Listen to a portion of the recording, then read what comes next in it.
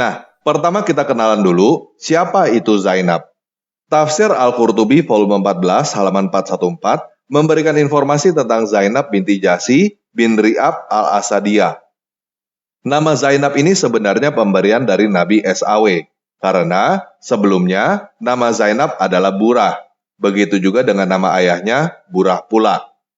Setelah Siti Zainab menerima nama baru, ia juga meminta hal yang sama untuk ayahnya. Ia berkata, "Wahai Rasulullah, gantilah nama ayahku, karena nama Burah adalah nama yang hina." Nabi SAW kemudian menjawab, "Kalau saja ayahmu itu seorang mukmin, maka aku akan ganti namanya dengan salah satu nama kami Ahlul Bait. Dalam kurung, namun ia bukanlah seorang mukmin, oleh karena itu aku berikan nama Jahsy, karena nama Jahsy itu berasal dari Burah." Halaman 465 memberikan informasi tambahan bahwa Zainab adalah sepupu Muhammad, anak dari bibinya. Halaman 471 memberikan informasi tentang Zaid.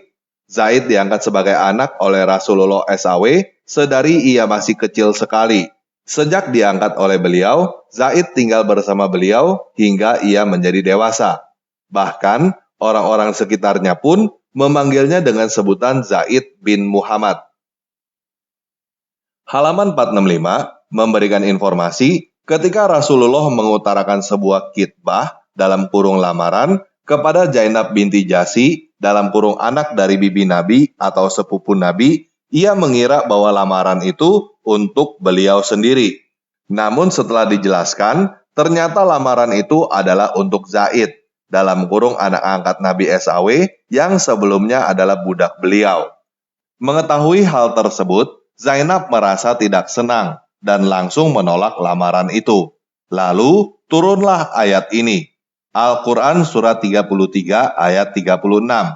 Dan tidaklah pantas bagi laki-laki yang mukmin dan perempuan yang mukmin apabila Allah dan Rasul-Nya telah menetapkan suatu ketetapan akan ada pilihan dalam kurung yang lain bagi mereka tentang urusan mereka. Dan barang siapa mendurhakai Allah dan Rasul-Nya, maka sungguh ia telah tersesat dengan kesesatan yang nyata. Namun, akhirnya Zainab menyerah dan menerima lamaran tersebut.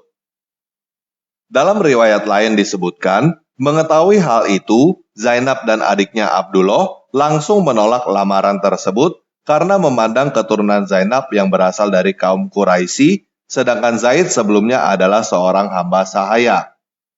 Setelah diturunkannya ayat ini, Abdullah berkata kepada Nabi SAW, "Perintahkanlah aku apa saja yang engkau kehendaki." Akhirnya, setelah semua pihak setuju, Zainab pun menikah dengan Zaid. Jadi, awalnya Muhammad melamar Zainab. Zainab senang karena dia mengira bahwa Muhammad melamar untuk dirinya sendiri. Tetapi, Zainab langsung merasa tidak senang dan menolak karena ternyata Muhammad melamar Zainab untuk Zaid. Lalu Allah menurunkan sebuah ayat, Al-Quran Surat 33 ayat 36, hanya supaya Zainab mau menikah dengan Zaid. Akhirnya Zainab menikah dengan Zaid.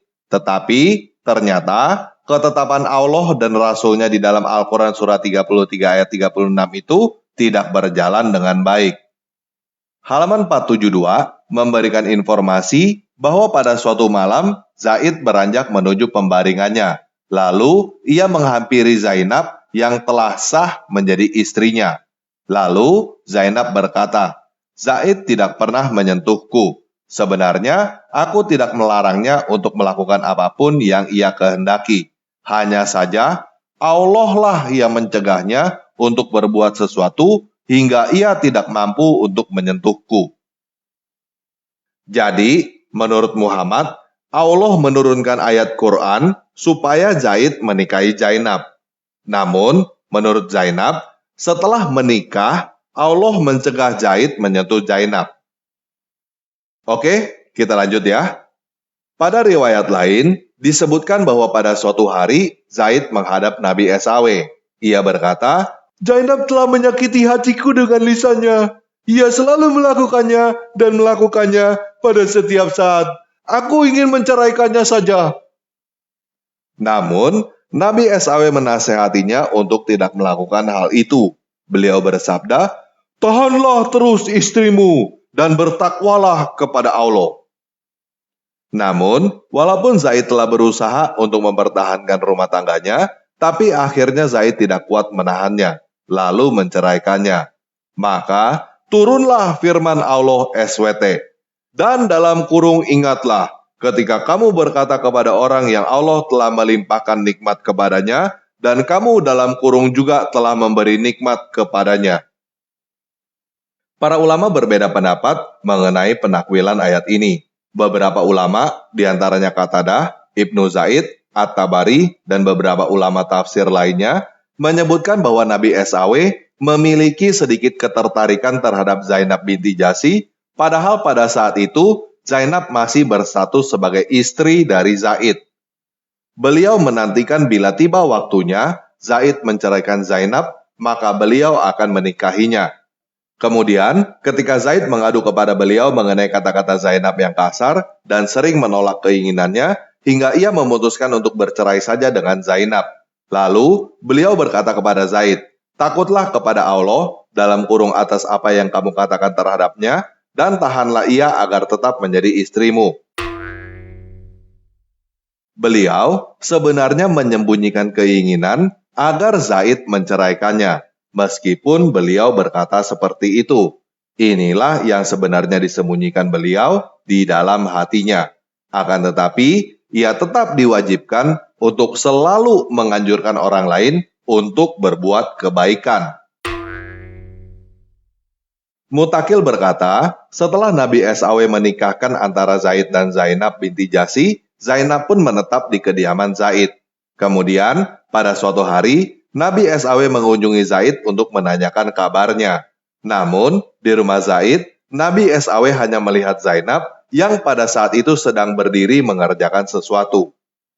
Zainab terlihat sangat cantik ketika itu. Wajahnya putih menawan dan tubuhnya ramping menakjubkan. Seorang wanita Quraisy yang hampir sempurna membuat Nabi SAW tertarik kepadanya. Lalu, beliau berkata, "Maha suci Allah yang membolak-balikan hati manusia." Zainab kemudian tersentak karena mendengar ucapan beliau. Setelah Zaid tiba di rumah, Zainab langsung menceritakan hal tersebut. Mendengar itu, Zaid pun langsung mengerti. Lalu Zaid berkata kepada Nabi SAW, "Wahai Rasulullah, izinkan aku menceraikan Zainab, karena ia terlalu tua bagiku, hingga membuatku terlalu hormat kepadanya. Apalagi, ia juga sering menyakiti hatiku melalui kata-katanya." Nabi SAW pun menjawab, "Pertahankanlah istrimu, dan bertakwalah kepada Allah." Bahkan ada sebuah riwayat yang menyebutkan bahwa pada waktu itu, ada angin yang berhembus sedikit kencang hingga membuka tirai rumah Zaid. Zainab yang berada dalam rumah tersebut dengan hanya mengenakan pakaian rumahnya terlihat oleh Nabi SAW dari luar rumahnya. Beliau kemudian tertarik dengan apa yang dilihatnya, dan Zainab pun merasakan ketertarikan Nabi SAW itu. Zainab kemudian menceritakan kejadian itu kepada Zaid, dan mendengar hal itu terlintas dalam hati Zaid keinginan untuk menceraikan Zainab. Ibnu Abbas berkata, makna firman Allah SWT adalah menyembunyikan perasaan suka terhadap Zainab di dalam hati. Maksudnya adalah, kamu malu terhadap orang-orang di luar sana. Ada juga yang menafsirkan, kamu enggan dan takut terhadap kaum muslimin apabila engkau mengatakan kepada Zaid, ceraikan istrimu. Maka mereka akan berkata, beliau telah menyuruh Zaid untuk menceraikan istrinya, namun setelah itu, ia yang menikahi wanita tersebut setelah diceraikan. Padahal Allah yang lebih pantas untuk ditakuti, maksudnya adalah Allah lebih berhak untuk engkau takuti pada setiap keadaan. Ada juga yang menafsirkan, Allah lebih berhak untuk engkau ungkapkan perasaan malumu. Janganlah engkau perintahkan Zaid untuk mempertahankan istrinya, karena engkau telah diberitahukan bahwa Zainab adalah calon istrimu di masa depan.